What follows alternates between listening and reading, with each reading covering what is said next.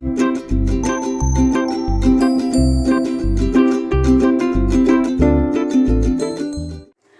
Everyone, welcome back to my channel. ನನ್ನ viewers ಎಲ್ರಿಗೂ big hi. ಹಾಗೆ ಯಾರೆಲ್ಲ ಕಮೆಂಟ್ ಮಾಡಿದ್ದೀರಾ ಮತ್ತೆ ಲೈಕ್ ಮಾಡಿದ್ದೀರಾ ಪ್ರತಿಯೊಬ್ಬರಿಗೂ ಕೂಡ ತುಂಬಾ ಥ್ಯಾಂಕ್ಸ್.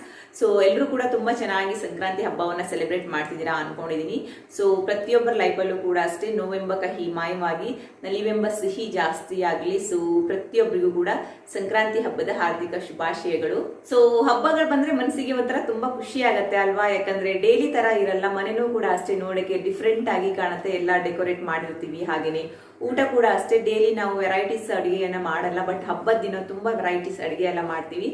ಸೊ ನಾನು ಪ್ರತಿ ಹಬ್ಬಕ್ಕೂ ಕೂಡ ಅಷ್ಟೇ ಏನಾದರೂ ಒಂದು ಡಿಫ್ರೆಂಟ್ ಆಗಿ ಡೆಕೋರೇಟಿವ್ ಆಗಿ ಮಾಡ್ತೀನಿ. ನಾನೇ ಏನಾದರೂ ನ್ಯಾಚುರಲ್ ವಸ್ತುಗಳನ್ನು ಉಪಯೋಗಿಸಿ. ಸೊ ಈ ಸಂಕ್ರಾಂತಿ ಹಬ್ಬಕ್ಕೆ ಇನ್ನೂ ಕೂಡ ಡಿಫ್ರೆಂಟ್ ಆಗಿ ಮಾಡಿದ್ದೀನಿ. ಸೊ ತರಕಾರಿಗಳನ್ನೆಲ್ಲ ಉಪಯೋಗಿಸಿ ಯಾವ ರೀತಿಯಾಗಿ ಡೆಕೋರೇಷನ್ ಮಾಡಿದೆ ಅಂತ ನಿಮಗೆ ತೋರಿಸ್ತೀನಿ.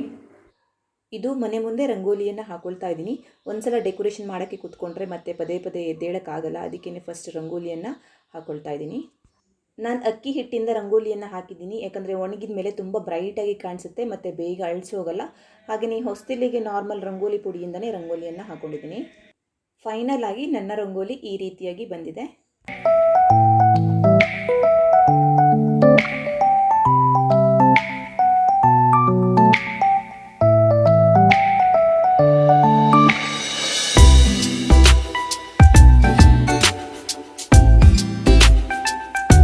ನಾನಿಲ್ಲಿ ಕಾರ್ನರಲ್ಲಿ ಡೆಕೋರೇಷನನ್ನು ಮಾಡ್ಕೊಳ್ತಾ ಇದ್ದೀನಿ, ಯಾಕಂದರೆ ಓಡಾಡುವಾಗ ತೊಂದರೆ ಆಗಲ್ಲ ಮತ್ತು ನೋಡೋಕ್ಕೂ ಕೂಡ ತುಂಬ ಚೆನ್ನಾಗಿ ಕಾಣಿಸುತ್ತೆ. ಒಂದು ಬಿಂದಿಗೆಗೆ ಕೆಂಪು ಕುಂಕುಮದಿಂದ ಚೆನ್ನಾಗಿ ಪೇಂಟ್ ಮಾಡಿ ನಿನ್ನೆ ಬಿಸಿಲಲ್ಲಿ ಒಣಗಿಸಿ ಇಟ್ಕೊಂಡಿದ್ದೀನಿ. ಸೊ ಯಾವುದೇ ರೀತಿ ಪುಡಿ ಉದುರಲ್ಲ. ನೆಕ್ಸ್ಟ್ ಈ ರೀತಿಯಾದ ಪೈಪನ್ನು ತೊಗೊಂಡು ಅದಕ್ಕೆ ಅಡಿಕೆ ಮರದ ಎಲೆಯನ್ನು ಸುತ್ತಲೂ ಹಾಕಿದ್ದೀನಿ, 3 ಎಲೆಯನ್ನು ಹಾಕಿದ್ದೀನಿ. ನೆಕ್ಸ್ಟ್ ದಾರದಿಂದ ಅದನ್ನು ಕಟ್ಕೊಂಡಿದ್ದೀನಿ. ಸೇಮ್ ನಮಗೆ ಕಬ್ಬಿನ ಗಿಡ ಥರನೇ ಕಾಣಿಸುತ್ತೆ, ಯಾವುದೇ ರೀತಿ ವ್ಯತ್ಯಾಸ ಅನಿಸಲ್ಲ. ನೋಡಿ 3 ಈ ರೀತಿಯಾಗಿ ಮಾಡಿ ಇಟ್ಕೊಂಡಿದ್ದೀನಿ. 3 ಸಹ ಬಿಂದಿಗೆ ಒಳಗೆ ಹಾಕೊಳ್ತಾ ಇದ್ದೀನಿ. ನೆಕ್ಸ್ಟ್ ಬಿಂದಿಗೆ ಬಾಯಿಗೆ ಹೂವನ್ನು ಸುತ್ತಕೊಳ್ತಾ ಇದ್ದೀನಿ. ನಾನು ಎಲ್ಲವನ್ನ ನ್ಯಾಚುರಲ್ ಆಗಿರೋದನ್ನೇ ಯೂಸ್ ಮಾಡಿದ್ದೀನಿ, ಬಟ್ ಸ್ವಲ್ಪ ಹೂ ಕಮ್ಮಿ ಇರೋದ್ರಿಂದ ಇದೊಂದನ್ನು ಪ್ಲಾಸ್ಟಿಕ್ ಯೂಸ್ ಮಾಡ್ಕೊಳ್ತಾ ಇದ್ದೀನಿ. ನೋಡಿ ಈ ರೀತಿಯಾಗಿ ಸುತ್ತಬೇಕು, ತುಂಬ ಚೆನ್ನಾಗಿ ಕಾಣಿಸುತ್ತೆ.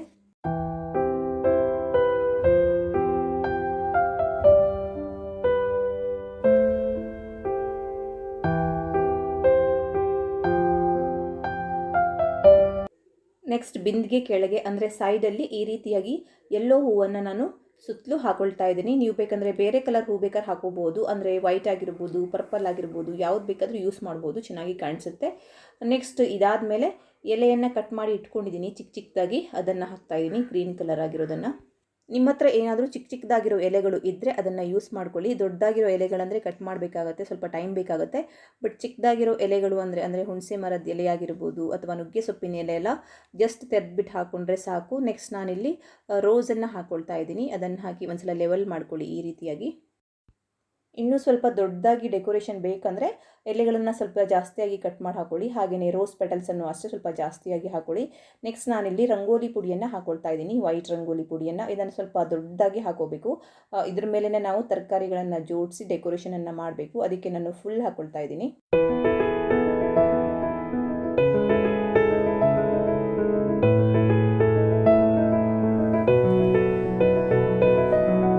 ಸೊ ನಾನಿವಾಗ ಇಷ್ಟು ಡೆಕೋರೇಷನ್ ಮಾಡಿದ್ದೀನಿ, ಬಟ್ ಆದರೂ ಕೂಡ ತುಂಬ ಚೆನ್ನಾಗಿ ಕಾಣಿಸ್ತಾ ಇದೆ. ಇನ್ನೂ ಕೂಡ ಕಂಪ್ಲೀಟ್ ಆಗಿಲ್ಲ. ಇವಾಗ ನುಗ್ಗೆಕಾಯಿ, ಬೆಂಡೆಕಾಯಿ ಮತ್ತು ಸ್ವಲ್ಪ ಹಸಿ ಬಟಾಣಿ ಇದರಿಂದ ಎಲ್ಲ ನಾವು ಡೆಕೋರೇಷನ್ ಮಾಡೋಣ, ಇನ್ನೂ ಅದ್ಭುತವಾಗಿ ಕಾಣುತ್ತೆ. ಇವಾಗ ವೈಟ್ ಪುಡಿ ರಂಗೋಲಿ ಮೇಲೆ 2 ನುಗ್ಗೆಕಾಯಿಯನ್ನು ಇಟ್ಕೊಳ್ತಾ ಇದ್ದೀನಿ. ಇದು ಸ್ವಲ್ಪ ನಮಗೆ ಕಬ್ಬಿನ ಗಿಡ ಥರ ಕಾಣಿಸ್ಬೇಕು, ಅದಕ್ಕೇ ನಾನು ಈ ರೀತಿಯಾಗಿ ಇಟ್ಕೊಂಡಿದ್ದೀನಿ. ನೆಕ್ಸ್ಟು ಸುತ್ತಲೂ ಒಂದು 4ರಿಂದ 5 ಆಗುವಷ್ಟು ಬೆಂಡೆಕಾಯಿಯನ್ನು ಸೇಮ್ ಕಬ್ಬಿನ ಗಿಡ ಯಾವ ರೀತಿ ಇರುತ್ತಲ್ವ, ಸೊ ಅದೇ ರೀತಿ ಇಟ್ಕೊಳ್ಳೋಣ. ನೆಕ್ಸ್ಟ್ ಅದೇ ರೀತಿ 2 ನುಗ್ಗೆಕಾಯಿಯನ್ನು ಇಟ್ಕೊಂಡಿದ್ದೀನಿ, ಸ್ವಲ್ಪ ಚಿಕ್ಕದಾಗಿದೆ. ಅದರ ಮೇಲೆ ಬಟಾಣಿ ಎಸಳನ್ನು ಇಟ್ಕೊಂಡಿದ್ದೀನಿ. ಹಾಗೆಯೇ ಥರ್ಡಲ್ಲೂ ಕೂಡ ಅಷ್ಟೇ 1 ಬೆಂಡೆಕಾಯಿ, ಅದರ ಮೇಲೆ 3ರಿಂದ 4 ಆಗುವಷ್ಟು ಚಿಕ್ಕ ಚಿಕ್ಕದಾಗಿರೋ ಬೆಂಡೆಕಾಯಿಗಳು.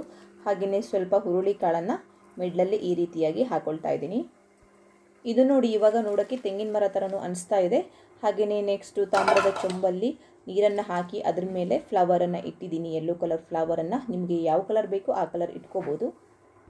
ಹಾಗೆಯೇ ಆ ಕಡೆ ಈ ಕಡೆ ಹಣತೆಯಲ್ಲಿ ಅಕ್ಕಿಯನ್ನು ಸಹ ಇಟ್ಕೊಳ್ತಾ ಇದ್ದೀನಿ. ಸಂಕ್ರಾಂತಿ ಹಬ್ಬಕ್ಕಿರ್ಬೋದು ಅಥವಾ ಯುಗಾದಿ ಹಬ್ಬಕ್ಕೆಲ್ಲ ಈ ರೀತಿ ಡೆಕೋರೇಷನ್ ಮಾಡಿದರೆ ತುಂಬ ಚೆನ್ನಾಗಿರುತ್ತೆ.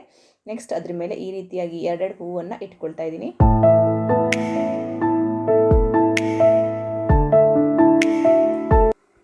ನೆಕ್ಸ್ಟ್ ಒಂದು ವೈಟ್ ಕಲರ್ ಗ್ಲಾಸ್ ಬೌಲನ್ನು ತೊಗೊಂಡು ಅದರಲ್ಲಿ ನೀರನ್ನು ತುಂಬಿಸಿದ್ದೀನಿ.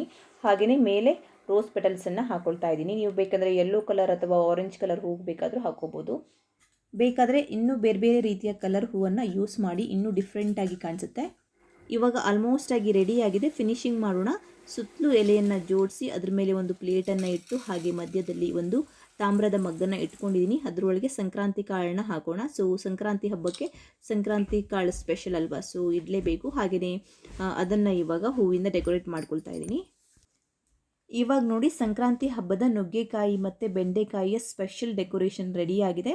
ಒಂದ್ಸಲ ಯಾವ ರೀತಿಯಾಗಿ ಕಾಣಿಸುತ್ತೆ ಅಂತ ನಿಮಗೆ ತೋರಿಸ್ತೀನಿ. ತುಂಬ ಎಲಿಗೆಂಟಾಗಿ ಹಾಗೆ ತುಂಬ ಬ್ರೈಟಾಗಿ ಕಾಣಿಸ್ತಾ ಇದೆ.